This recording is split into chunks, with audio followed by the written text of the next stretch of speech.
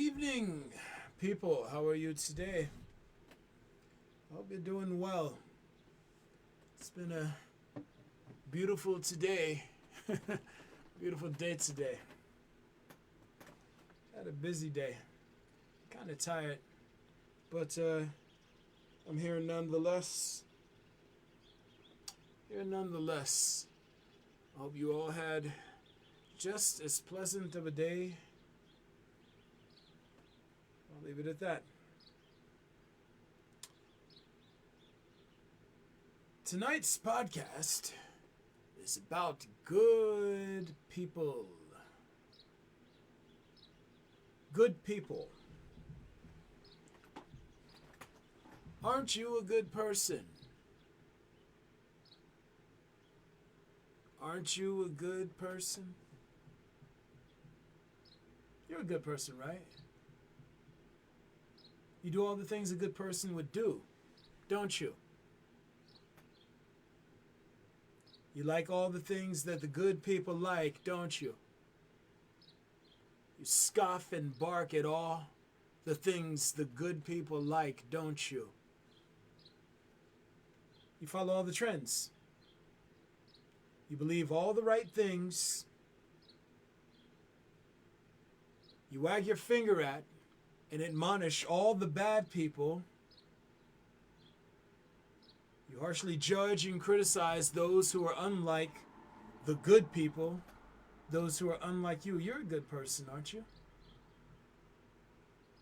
You're great, aren't you? You know, good people killed Jesus. Good people shot Gandhi. It was a good person who shot Gandhi. It was good people who poisoned the Buddha. You're a good person, aren't you?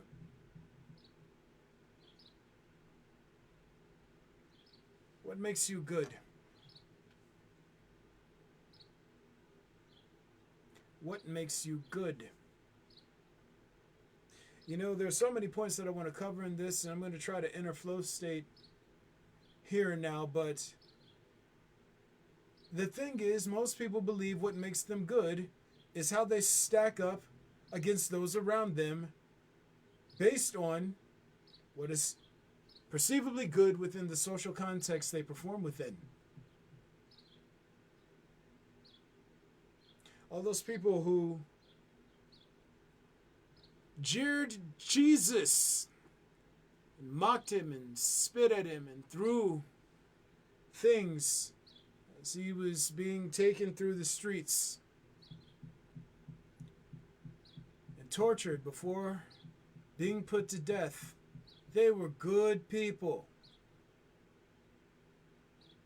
They were just doing what the good people around them did, right?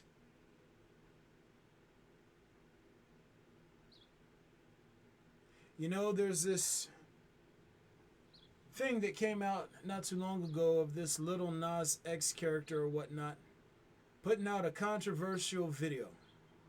I haven't watched it. I have no interest in such things.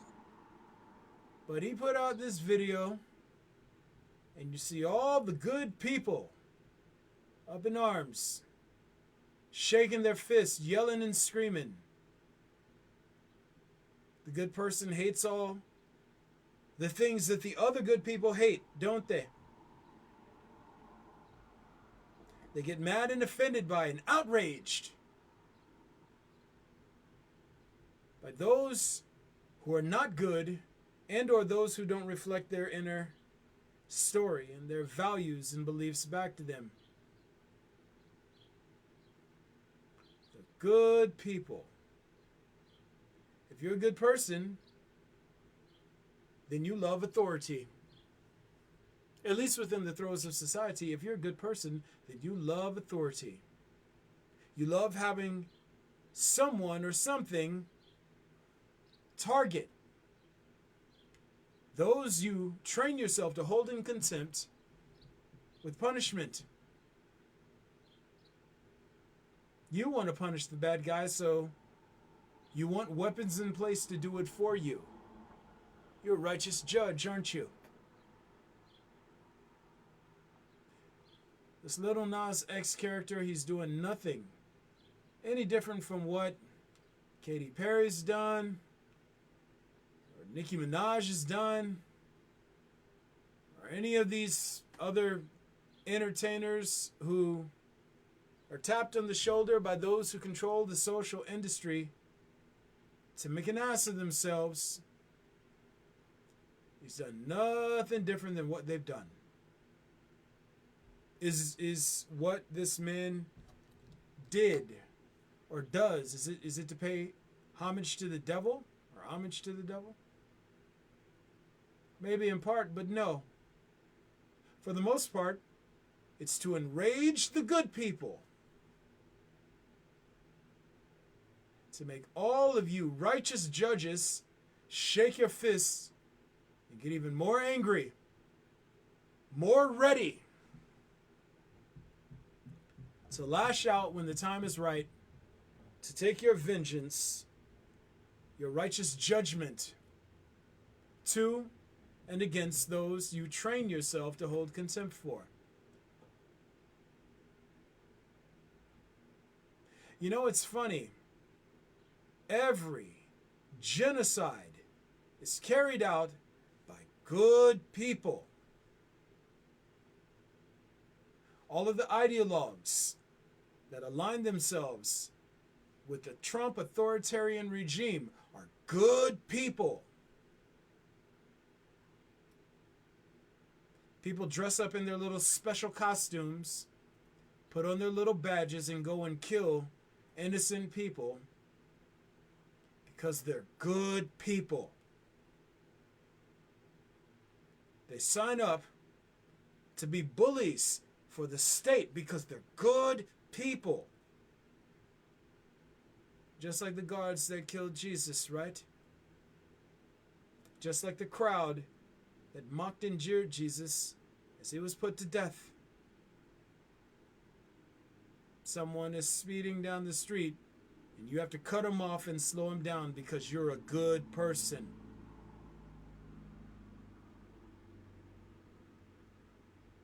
Not knowing what's going on, not knowing if it's emergency, not knowing anything other than your inner sense of justice, your own sense of righteousness, that becomes reality to everyone and for all things, because you're good. Right. That's how it works, isn't it? You're a good person, aren't you?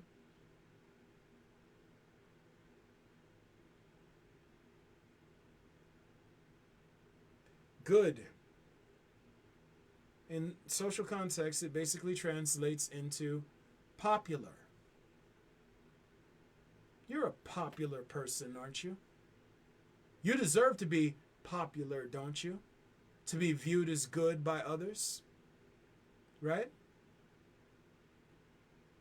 You dress the right way, don't you? You trade your life away for resources to survive one like a good person. You make good money, don't you? Or at least you're striving to make good money. Always striving to demonstrate your value. Demonstrate your worth. To the onlookers around you and to these invisible audiences of no one. You're real good. You go to church. You pay your tithes. You drive nice vehicles. You're there to chastise your children in front of audiences of onlookers because you need them to see that you're a good parent, don't you? Always trying to demonstrate value to the group. Because let's face it, that's what your idea of being a good person is, isn't it? It boils down to you demonstrating value to your peer group or to your social group to the tune of making yourself more visible and more present within the social context so that ultimately you deserve more than others. You deserve to consume more than other people.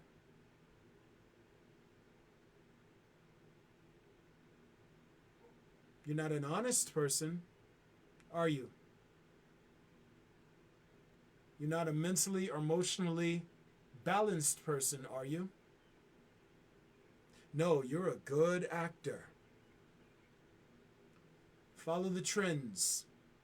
You bark at everyone who doesn't reflect the messages of the authorities and the authority figures you subscribe to back to you. You're a good person. Good people. Again, every genocide is carried out by the good people. The Nazis, they were just trying to be good citizens, weren't they? The most aggressive and destructive groups on the planet, within the throes of their societies, they're just trying to show that they're good people, aren't they? Demonstrating value to the group, causing major imbalances within the world, deficits, droughts and famines, collecting the most money, all the resources, to the tune of showing everyone performing within their respective social tier and social construct that they're good people.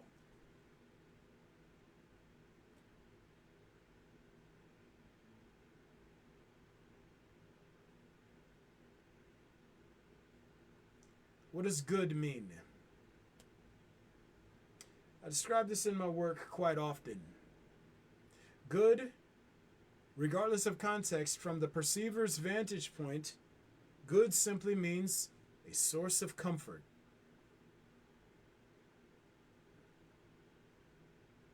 Bad means a source of distress. When you're trying to demonstrate that you're a good person, what you're in essence trying to do is demonstrate to your peers and or social group that you're a source of comfort to them so that ultimately they should treat you fairly and reward your efforts.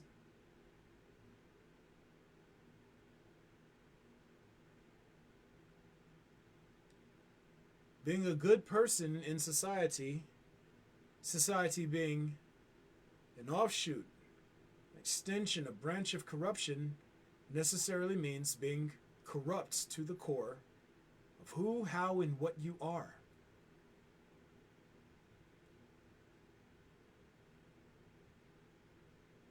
All these people out here barking and yelling right now, shaking their fist because they're good and everyone else is bad. Why can't you believe when I believe? You said something that doesn't reflect my inner story back to me. I'm good and you're evil. You take that attitude and you put it in the soldier's uniform, and what do you have? A murderer overseas trying to demonstrate that they're a good person to an invading force, an occupying force. Put it in a cop uniform and you have somebody saying they're trying to prove they're a good person, going around and bullying, terrorizing, and murdering people. You put it in a Klan robe, or you put it in a militant outfit.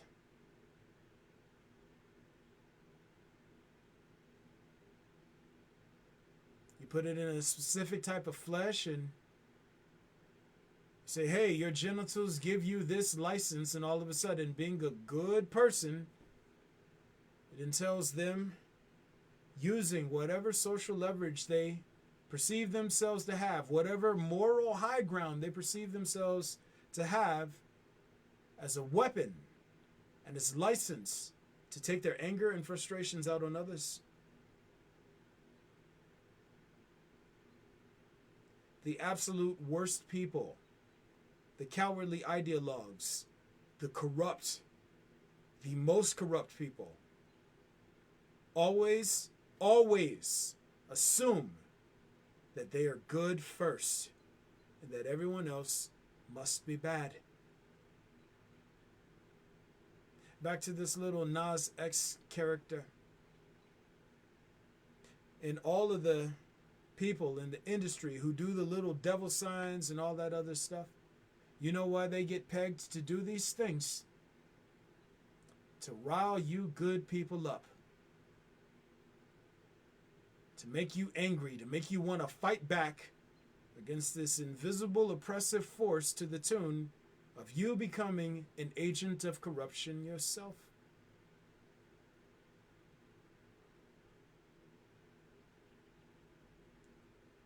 Someone doesn't want a vaccine in them, and there you are, the moral authority, telling them why they're stupid and why they need to read, even though you haven't read yourself. You haven't done any investigating. But authority gives you the right to punish and judge and admonish others, right?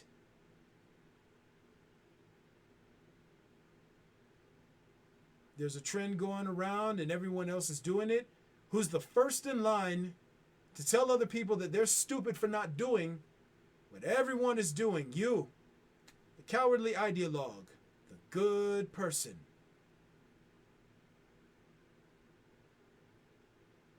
Someone speaks against the oppressiveness and the corruption in and of the ranks of Christendom and other faith systems, and there you are. Instead of dealing with the corruption or diving in or trying to explore or anything, there you are being the righteous judge, wagging your finger, calling them evil, asking questions. The cowardly ideologue, you have always been the most corrupt being. You're the most easily corrupted being. Because all anything has to do, all corruption has to do to activate you is appeal to your vanity and your sense of righteousness. You know what rules give you? They give you license to take your anger and frustration out on others, don't they?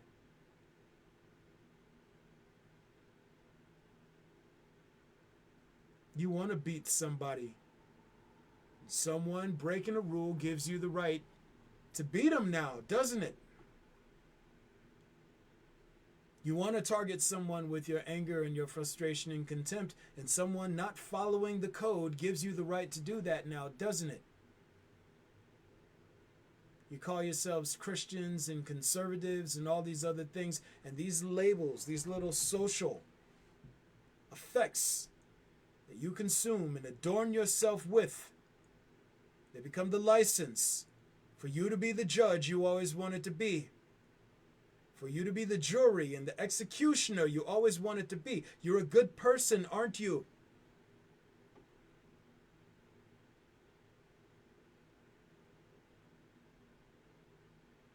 They put these people in these positions of power and authority to rile you up, because giving homage to corruption, paying homage to Satan or whatever, it doesn't get a result. Getting you to become a volatile agent performing within society, now that's a result, isn't it?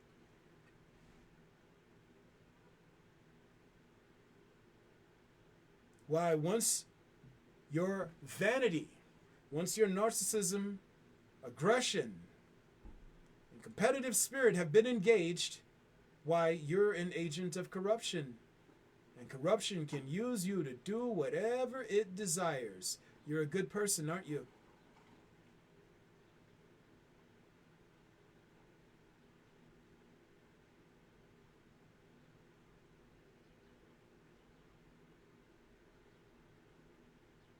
Every trend that pops up, who's there? You're there, riding the trend. Every time some sensational media comes along, who's the first to react? You're the first to react.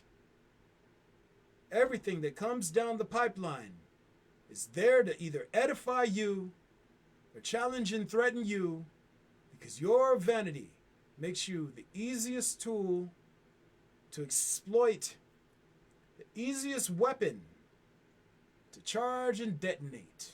You're a good person, aren't you?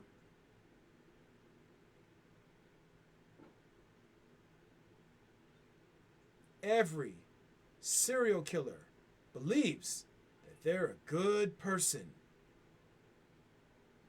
All of these crazy people going around killing people based on social narratives, no less. They're good people, aren't they? They're just fighting for this country, aren't they? They're just fighting for their people, aren't they?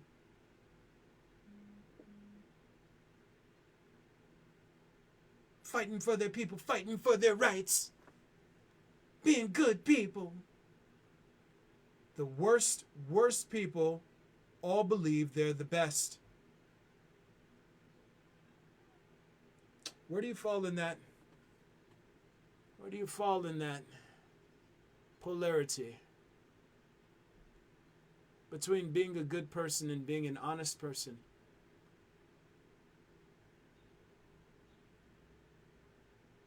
You're good, aren't you?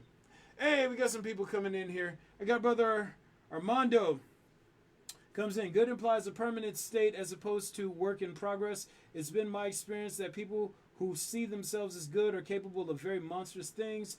When we accept our humanity and everything it entails, then there is room for personal growth. Lately, when I look in the mirror, I ask myself, who are you? That's beautiful. That's beautiful. Love you, bro. Brother Absurd the Word comes in. Yo, Donald, appreciate this discussion today. I can see a link between good and innocent. Innocent people are good people. Good people are innocent. So a good person should punish the guilty so that justice will prevail. Absolutely. And a brother Absurd the Word, as usual, you are right on time.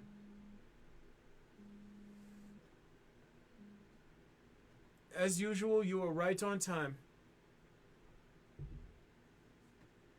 Everybody who's good, they're innocent, aren't they? Ultimately, the good people, they deserve the rewards, and the bad people deserve punishments, right? The good people deserve comforts, degrees of freedom, and satisfaction. The bad people deserve blame, punishment, and contempt. Through the socialization process, we are trained to think in terms of good and bad. And I gave you the basic frame before. Good means source of comfort. Bad means source of distress. However, there are different ways to look at it, right? So let's take this wheel that starts off with good and bad, and let's rotate the lens. So I want you to think about it like, what are those things that we used to have back in the day where it spins the picture when you click it? You know what it is when we were kids. Through different lenses, good and bad become different things. So, good and bad right here, let's switch it to an authoritative lens. Authoritative lens, good becomes right and bad becomes wrong. When someone is right, it means they either are or are in theme with authority. You're either the authority or in theme with authority if you're right. Think about it like this. If you went to school back when they taught flat earth, like at a global scale, and someone asked you, what is the shape of the earth? If you said the earth was flat, then you were right. Was that assessment consistent with reality? No, it was not. But if you were right, then you were perceivably in this column of good. Conversely, if you were wrong and or a source of distress, then it means that you're out of theme with authority. That means that it's like if you say something that's wrong, what you're saying isn't what's taken on authority. If you're saying something that isn't taken on authority, then you must be wrong. Or in theme with authority, then you must be wrong. That's not what they say, right? Wrong is that's not what's commonly believed, and or that's not what they say. If we take good and bad and flip it 2 times, and we look at it through a sort of, how would I say that, a secularist lens, then good becomes ethical and or fair, and bad becomes unethical or unfair. Right? If you're fair, then you're perceivably a source of comfort, or you behave or perform fairly, then you're perceivably a source of comfort. And if you behave unethically and or perform unfairly, then you're a source of distress. If you switch it again and you look at it through a moral lens, good becomes virtue or virtuous, bad becomes evil. Through a moral lens, there is an ascription of intention. You see, if you intend and or strive to be a good person, then you are considerably virtuous. If you strive or intentionally perform in ways that cause distress or discomfort to others, then you are perceivably evil.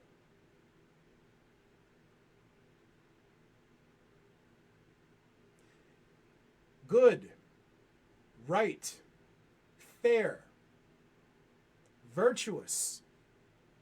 This is what all of these individuals who perceive themselves to be good people think they are. That's how they are in idealism. In reality, they believe they're good, but they perform as bad. They are always sources of imbalance, always sources of distress, always sources of chaos and disharmony. Yet they go around and give themselves these special little titles. These titles they take upon themselves that turn them into righteous judges. Things that give them the illusion of power by which they are imbued with the authority to exploit others for their own benefit and to take from others and to harm others for their amusement and satisfaction. The worst people always think they're the best people, which is what justifies them in being terrible. Reality doesn't deal in the concepts of good or bad. Reality deals in balance and in imbalance. Reality deals in balance and imbalance. I had to make sure I said that right. Balance is as close, or good is as close to balance as humans are going to get through idealism, and bad is as close to imbalance as humans are going to get in idealism. Think about it like this. When you experience balance, balance in itself is a source of comfort. When you experience imbalance, imbalance is a source of distress. However, balance and imbalance have nothing to do with how things are perceived. They have to do with impacts made on the material and principle expressions of existence. Existence being a function within reality.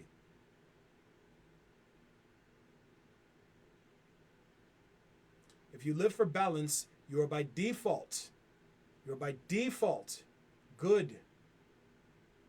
If you live for imbalance and or for corruption, the creator of imbalance, you are by default bad. It has nothing to do with the stories you tell yourself, nothing to do with the titles you give yourself. Nothing to do with what people around you tell you about you or how you want to self idealize. In reality, it really boils down to, are you in theme with balance? Are you a source of imbalance?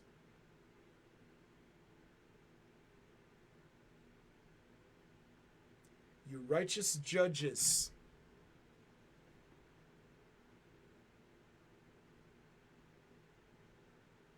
You punishers of men. You're good people, aren't you? The great irony is that Jesus himself told people not to punish. Judge not, lest ye be judged. You go to every modern Christian, and what are they doing? They're judging and wishing ill upon others. They're tribal, they're narcissistic, they're prideful. And it's not just Christians, it's every faith system. You righteous judges, you good people.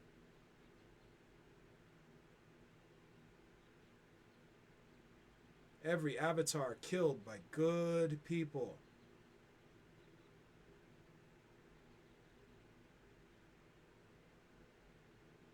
Your goodness has gotten you in a lot of trouble with reality.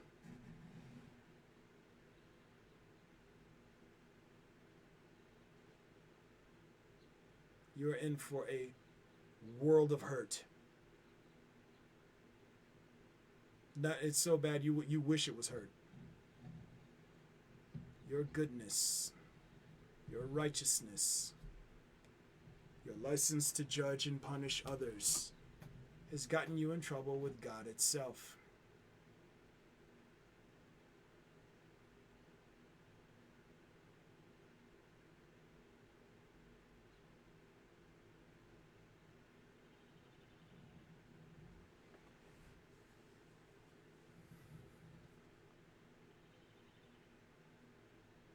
Look here. Narcissism, competition, and aggression. This trinity is the gateway through which corruption enters the soul. The more you practice living in a mind state of piety, is the more easily triggered you are. The more easily triggered you are, the easier it is for the devil to use you as an agent of corruption. It all flows together. This isn't rocket science, people. Here you are trying to be these good citizens, not realizing that it was good citizens who killed every prophet that came your way trying to help you. It's your pride that won't let you hear them. Your refusal to acknowledge or yield to or recognize anything that doesn't acknowledge your goodness, your deserving, your feeling and belief of entitlement.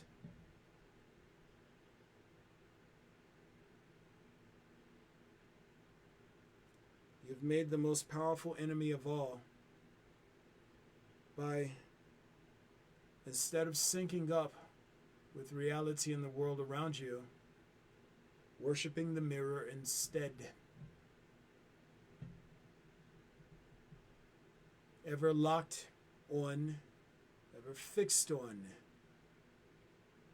your obsession with, your infatuation with believing you are inherently good.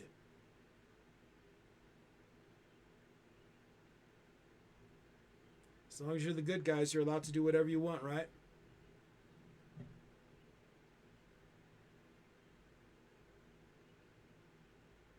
Hey, I'm wearing a uniform. I can frame him because ultimately, in the grand scheme of things, I'm the good guy. No, you made a negative impact on reality. You're gonna eat that hard. Oh, we're the right culture. We're the right belief system. Everybody else deserves to take everything. No, you're going to eat that hard. You're going to eat it very hard. This isn't a game. Reality is not playing with you. I know humans have this idea that everything is a game. That as long as they call themselves good, they can get away with doing whatever they want. In reality, no such agreement exists.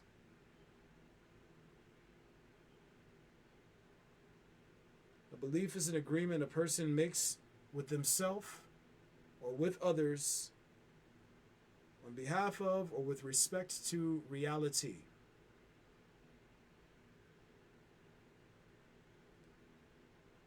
Reality doesn't care about who agrees with you that you are good, because reality doesn't care about the concept of good.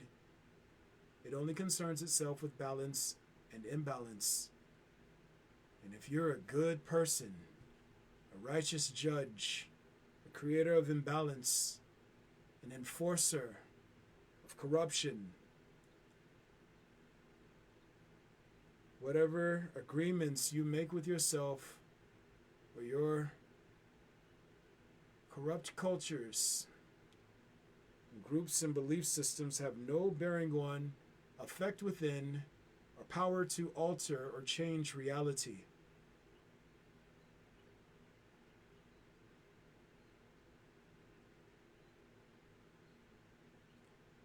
You're a good person, aren't you?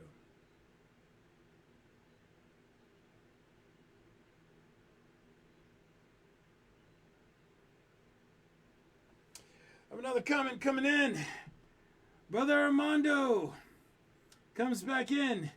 You hit upon an important point about occupying forces who see themselves as good and the occupied area and the people somehow as the enemy, and yet it never enters their mind that the enemy sees themselves as good too. They love their children too, and occupied people can never see the occupiers as good.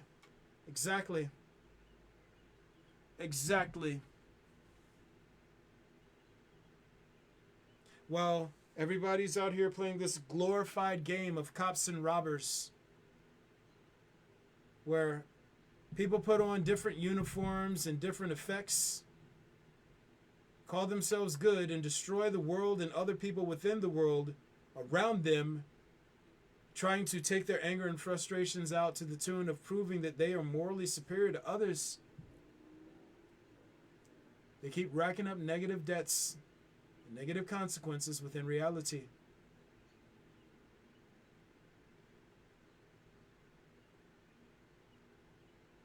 These occupying forces, even people who are freedom fighters within the defending forces, I don't know the proper term for that right now. Everybody trying to play to their inner sense of justice, ignorant to the grand mess of impacts they make on and within reality. It's a problem with being lost in idealism. It's a problem with sort of keeping everything central to and convenient for, to, and within the inner story. Reality doesn't recognize your inner story. Reality doesn't give a shit about what you tell yourself. It cares not for the agreements you make with yourself. It doesn't care if you call yourself good. What impact did you make? It doesn't care if you call yourselves special or chosen or righteous or any of these other things. What impact did you make? Every agent performing within the system of reality upon exiting the mortal coil will be forced to have the weight, the measure, the collective of impacts they made on reality. It will be weighted against them. Your stories, your agreements, they have no bearing on how this system works as a phenomenon.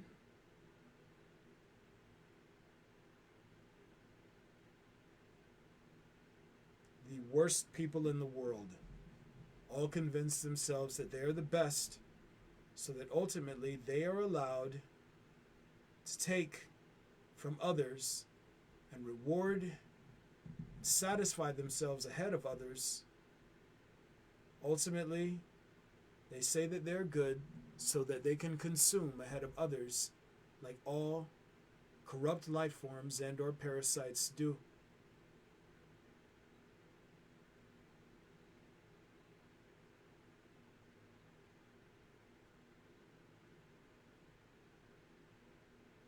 You're a good person, aren't you?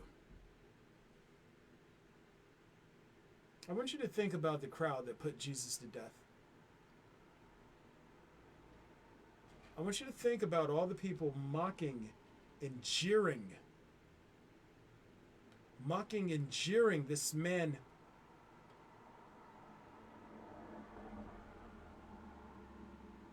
Who were they demonstrating value for? Who were they demonstrating value to? Each other.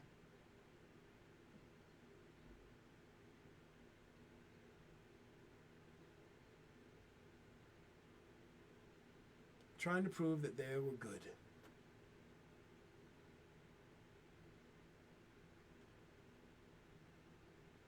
Look at all the people who are standing around arguing that a man who knelt on another man's neck for 9 minutes was only doing his job. He's only being a good citizen. We back the blue. Trying to prove that they're good people. We support bullies in uniforms. We back the blue because we're bullies. We're bullies and we want to see people in uniforms take their anger and frustration out on people who we train ourselves to hold contempt for. Because we're the good people. Right?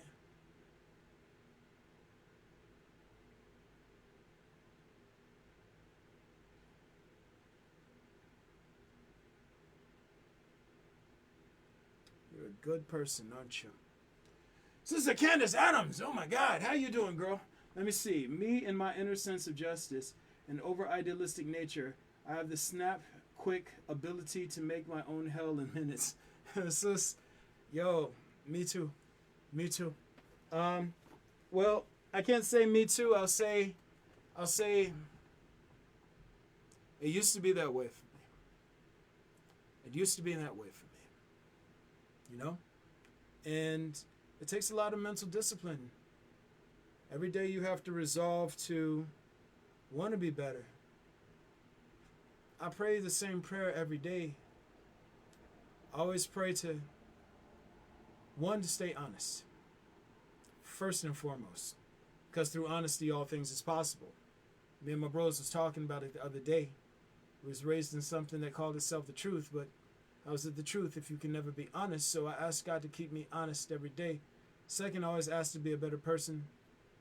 Third, and probably more importantly, ask for inner balance and inner peace. You know the reason why?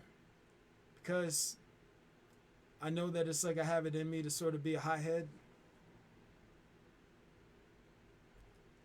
In order to see my own shit, I have to be willing to. So one of the most important lessons I think the Avatar perspective has given me and continues to give me to this day that is really lessons in humility, in that even when I want to judge and punish others, I'm never allowed to not see my own shit. Because I see my own shit, maybe it's a little easier for me to fall back and be a little more forgiving of others.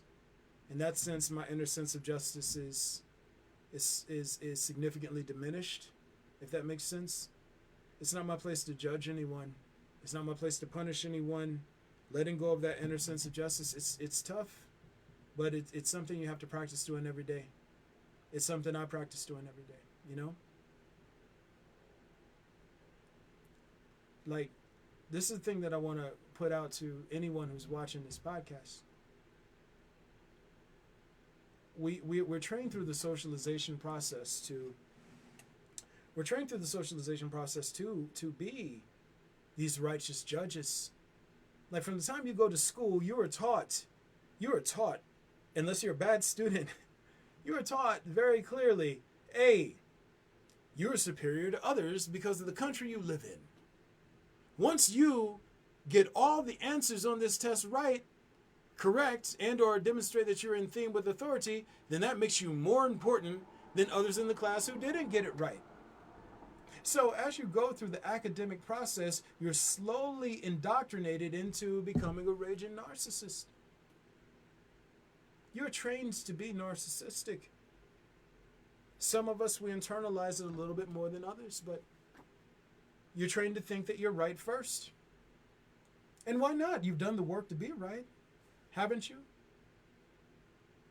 You checked off all the boxes. You hit all the points. You did all the things to make yourself a good person.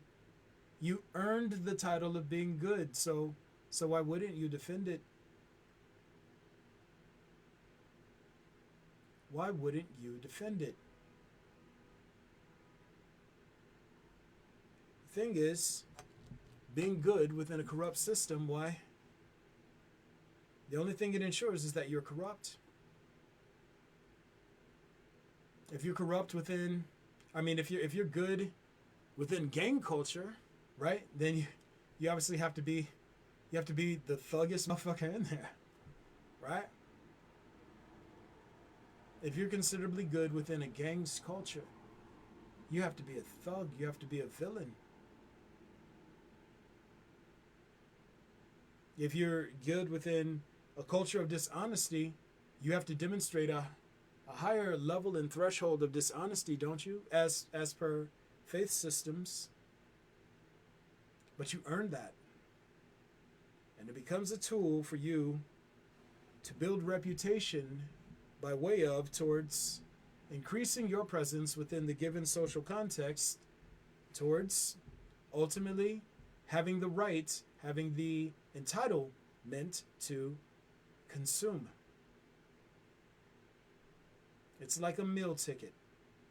Being right, being good is like a meal ticket.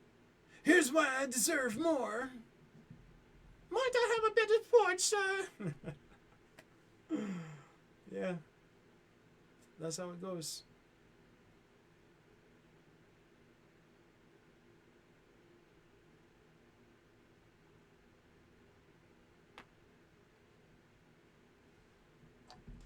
I don't try to be good. I try to be balanced. I strive to be honest. I strive to make positive impacts on the world around me and positive impacts on and within the lives of others. Within the lives of others. I strive for balance because when you strive for balance, you are by default good. When you try to be good and focus only on being good to the tune of being reward worthy, it usually makes you bad. It makes you a source of imbalance. Good citizens have killed every avatar.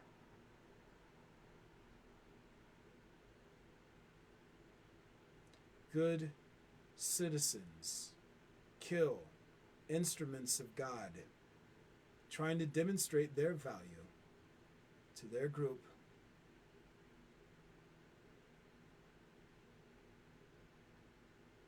You're a good person, aren't you?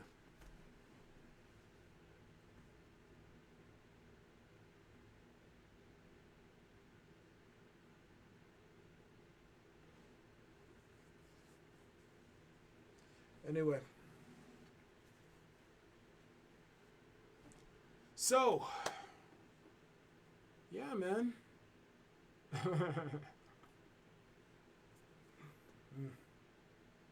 What an interesting day. It's unfortunate, too. I'll tell you something as Avatar that I don't get a chance to repeat often enough. Y'all do realize none of this shit is fair, right? None of this is fair. You were born into a circumstance you had no control over. Into a system of agreements and arrangements that basically pitted your survival against compliance.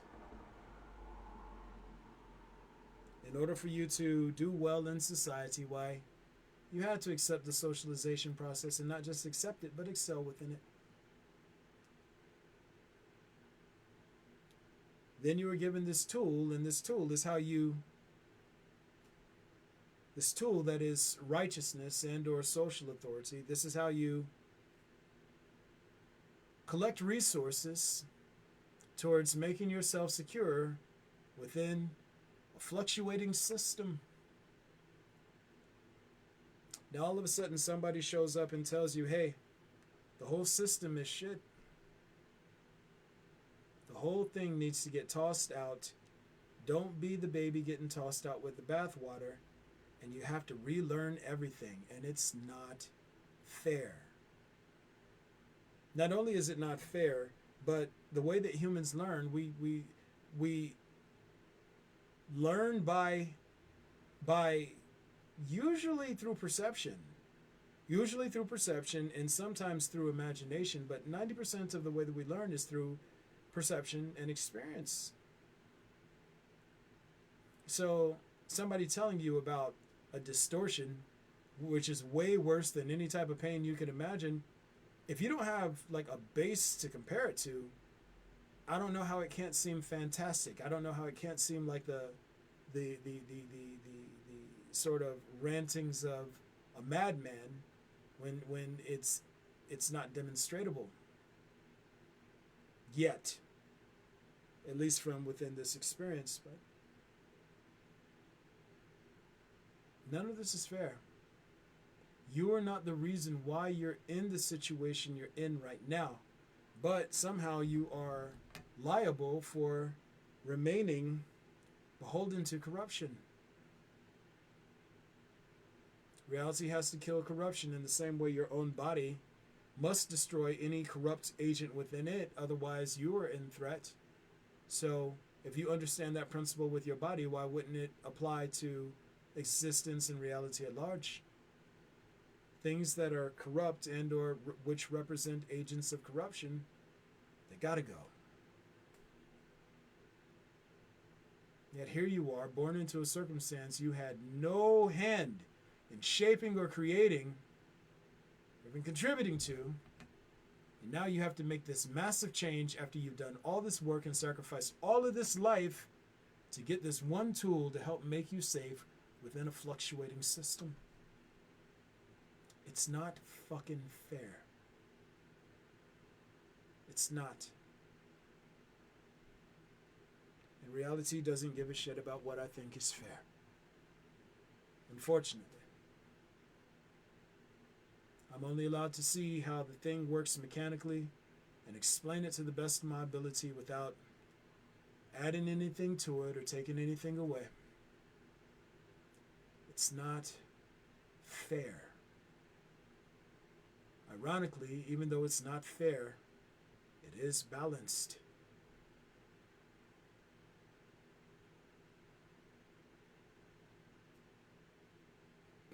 It is balanced.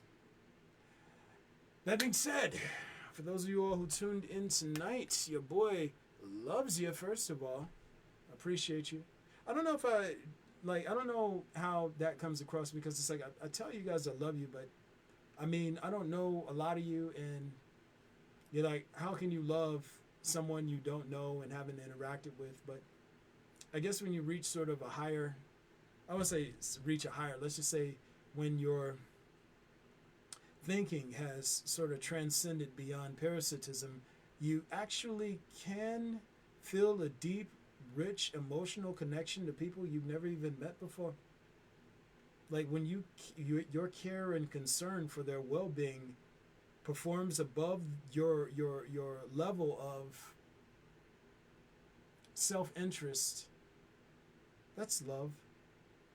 When you're willing to put yourself in harm's way just to try and make things better and more navigable for people who never got a fair crack at it, that's love. So when I tell you I love you, I'm not just talking bullshit. I mean it. I do. I love you for no other reason than the fact that I love what you're from. The sibling twin universe, the one that's currently corrupt, that's about to be conjoined to the body of this universe.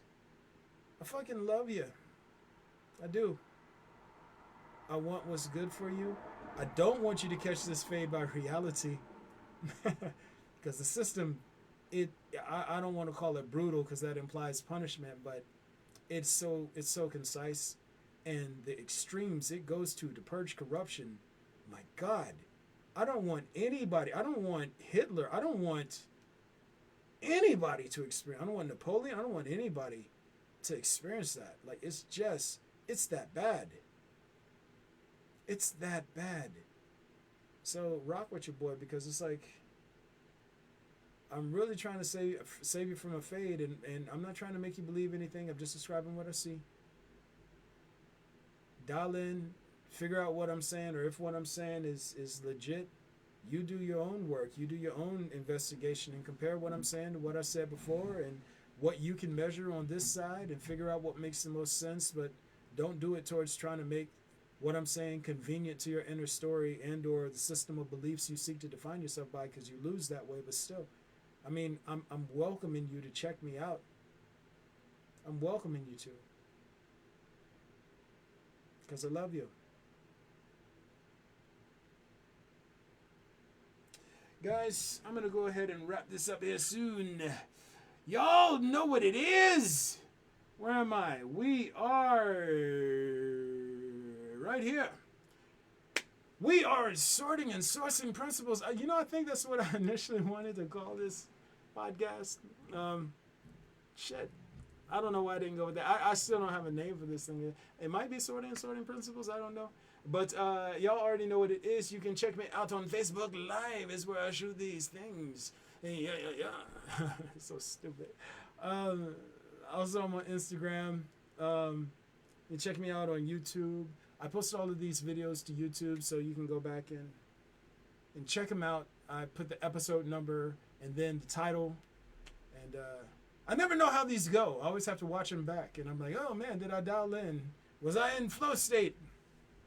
And I tend to think I get there fairly well. But these will all be posted to YouTube, and I also write content and post it to Medium as well. If you guys get any sort of appreciation out of what I do and you want to help me move this to a higher platform and possibly be able to reach more people, they can always join the Patreon family. I'm at Avatar Cycle XIII. It's Avatar Cycle 13.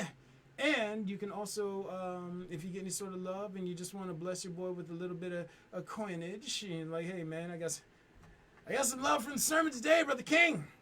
You know, always hit me up on Cash App at Donna King. All proceeds again go to building this up to a larger platform. Again, I don't know how much time I got in this body, and social constraints, they get in the way of me doing this work.